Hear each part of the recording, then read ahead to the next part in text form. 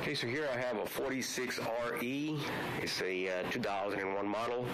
Had no reverse and no second gear. And what I found was that the snap ring that holds the overdrive direct frictions was broke in a bunch of pieces, and it was actually laying on the pan, and one was hanging on the side that it didn't have no park as well. It was holding the parking pawl. And what these frictions do, the overdrive piston, when it applies, it releases the overdrive direct, and it holds the overdrive brake frictions to make overdrive. But in first, second, and third, this should be applied, and in reverse, they are applied because the piston is not pushing the clutches in the release position. So we had no second gear, and here's the evidence of no second gear. The second gear band has no friction at all, and by that band being like that, you can see the rivets on it. The drum is also damaged, so that this drum needs to be replaced.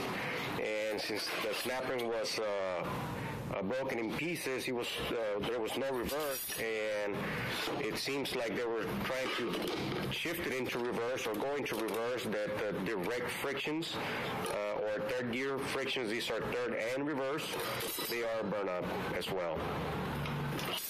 So we have the third in reverse, the snap ring broke, and there is a reason why the snap ring breaks, and I'll show you in a minute right now.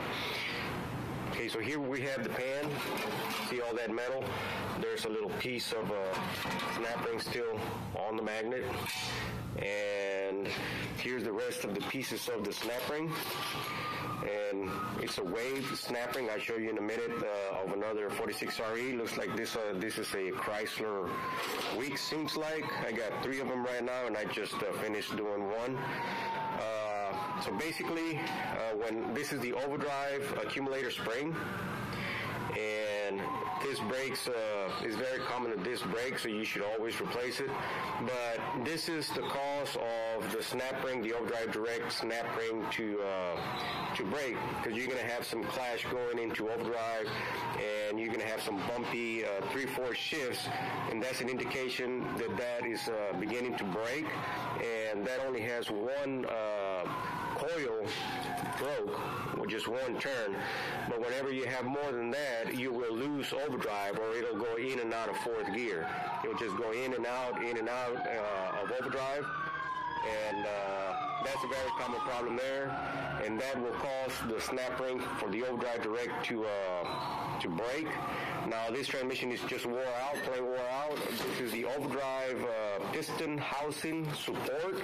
This is bolted on the rear of the case. If we look at the case here on the rear, this goes bolted up in here. We got 6 bolts, but if you look on the inside, there is a groove, and it's just plain wore out. This is where the intermediate shaft, which is this one, and if you see these 2 areas here and this lip here, this is what you feel here, and it's just plain wore out.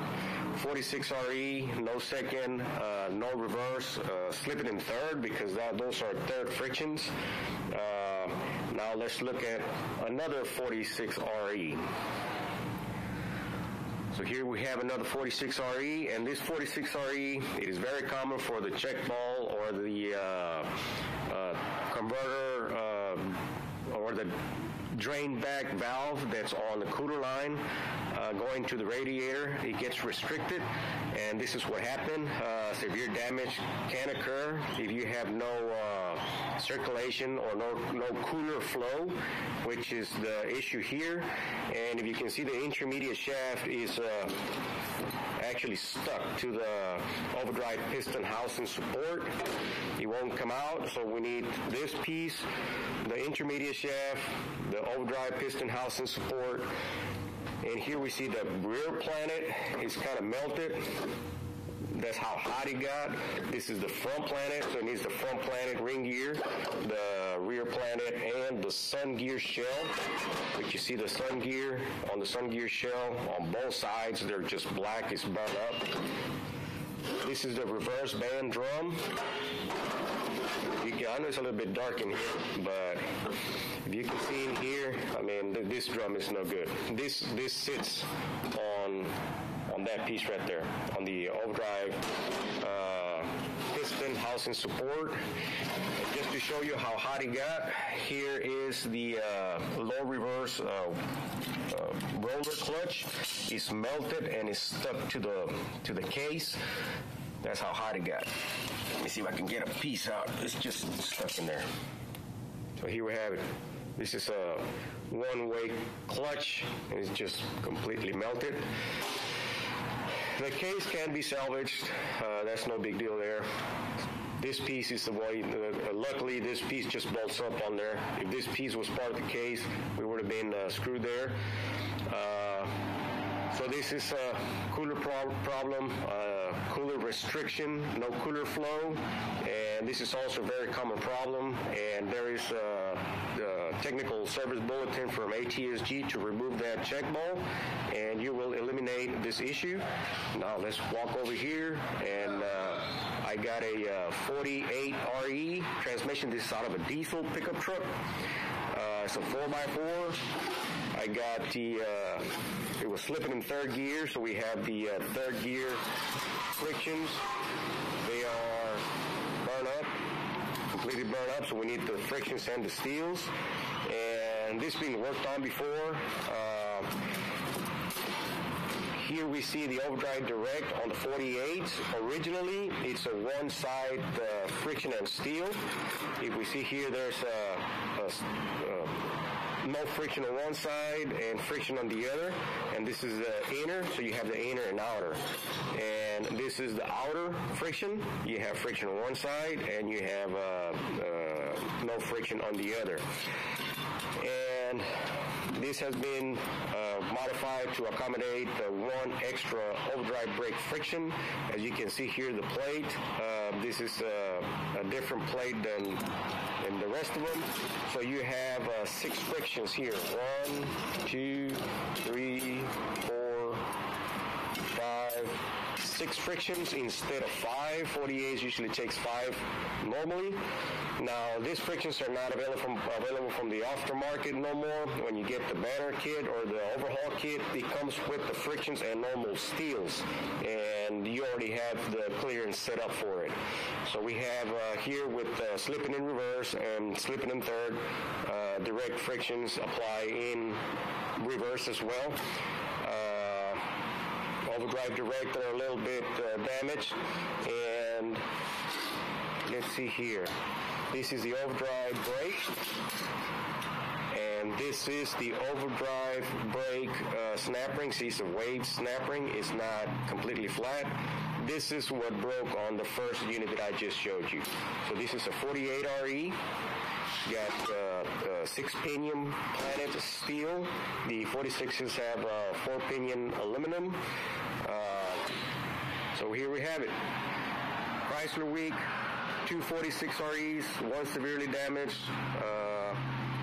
and the other one a little bit damaged, and this one is not too bad, but it's going to take a full overhaul kit. The band's a little bit worn out. Going to need a band too as well.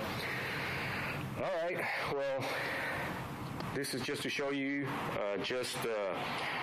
what 46 and 48 REs look like on the inside, and this being Chrysler Week, I had an opportunity to have all them together and just to fill them. So let me flip the valve body over here. This is the governor pressure solenoid.